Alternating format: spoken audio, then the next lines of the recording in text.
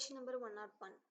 You have Microsoft Excel file in Microsoft OneDrive folder. Okay.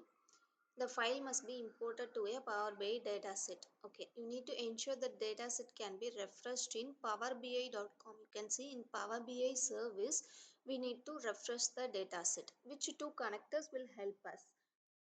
As you know, Power BI service is an online one. Power BI desktop only, local one. In the options, you can see Excel workbook, text CSV folder. All are local files, local path, local connectors. But we need online connector for Power BI service refresh, dataset refresh. So we go for Sharepoint folder and web. Simple. So option D and E is correct. Question number 102. You have an Azure SQL database that contains sales transaction. Okay, in Azure SQL you have table sales transaction. The database is updated frequently. Okay, now you need to generate report to detect fraud detection transaction. The data must be visible within 5 minutes. Which data connection you need to configure?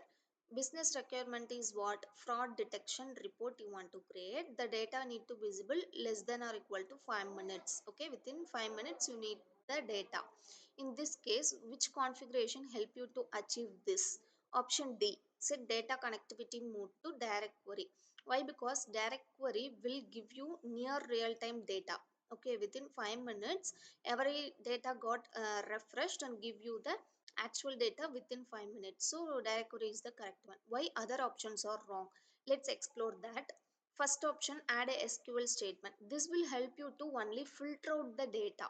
Okay, but in our case we need updated data within 5 minutes. So this will not satisfy our requirement. Option B, command timeout settings. No, this will help us to um, set the timeout in minutes. Okay, it will not affect our updates. We need updated data, so this will also not work. Option C, import will not give you the near real-time data, updated data it will not give. So only the correct option is DirectQuery, which will help you to see the data within 5 minutes, updated data. Question number 103. Okay, a Power BI developer creates a data flow in Power BI that uses DirectQuery to access tables from on-premises Microsoft SQL Server. You have a data in on-premise SQL Server. From that, you use DirectQuery to create data flow in Power BI. Okay. The enhanced data flow compute engine is turned on for data flow. This option is turned on. Enhanced data flow compute engine is turned on.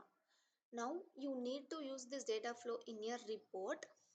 What is the condition? The solution need to have these three options. Minimize online processing operations. Okay, in this case minimize online processing operation means we need to come for a local. Okay, online processing they want to minimize. In this case, from the option you can eliminate the direct query A and B. Why? Because they don't need online processing operations, they need to minimize that and minimize calculation times and render times for visual. Okay, they don't need to load the visual for long time, they need immediate result. Okay, and that will also satisfy without direct query.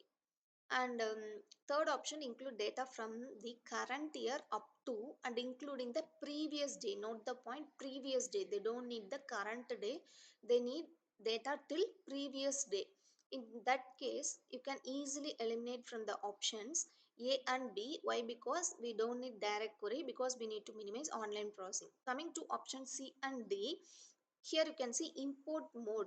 Okay, data flow connection they use import mode. Okay, and schedule daily refresh. Okay, in D option they refresh hourly, but in the question you can see they need only the data including previous day. Okay, current year, data from current year up to and including previous day. They don't need the current day. If you select option D, hourly refresh will happen and today's data will also include. This will create unnecessary cost. So we don't need hourly data, we need only daily data. So daily refresh we can go option C, import mode and daily refresh. So we need to create a data flow connection that has import mode selected and schedule a daily refresh. So correct option is C. Let's try to see this in a visualization point of view, optimizing Power BI data flow usage. This is the main apt for this question. What's the requirement? We need to minimize online processing so that we are eliminating the direct query options. Fast calculation and render times. Yes, import mode will be faster. Only data till yesterday so that we are going for daily refresh instead of hourly refresh. This is the overview for this question. So option C is the correct one. Question number 104. You have a collection of reports for HR department of your company. Okay, the dataset uses row level security. RLS is already configured. Now the company have multiple sales region. Okay, each sales have their own HR manager. Now what's our requirement? We need to ensure that HR managers can interact with their own region data only. Okay, and another condition is that HR managers must prevent from changing the layout of the reports. Let's try to see this in the visualization point of view. Okay, Power BI access for HR managers, we have two conditions. Okay, they want to see their own data and they want to prevent the report edit. RLS is already configured. Okay, in this case, we want to prevent report edit means we need to avoid workspace rules. Okay, assigning workspace rules, that step we need to avoid. Then what else we can do? We can create a Power BI app. Okay, use Power BI app. In this case, Power BI app will works as a read only. Okay, it will help us to publish reports via app, view and interact only. Okay, no edit permission, and RLS will also work here. In this case, which option will help you to choose this? Option A, publish the reports in app and grant the HR manager access permission so that HR manager can be prevent from changing the layout of the reports. They can view but they cannot change the layout. Okay, so option A is correct. Why remaining options are wrong? Workspace. Okay, creating a workspace, the manager can able to change the layout. Okay, once assigned. So that these three options will be wrong. Option A, going through app, will help us to prevent the layout change. Question number 105. You need to provide a user with the ability to add members to the workspace. Okay, the solution must use principle of least privilege, in which role you can assign to the user.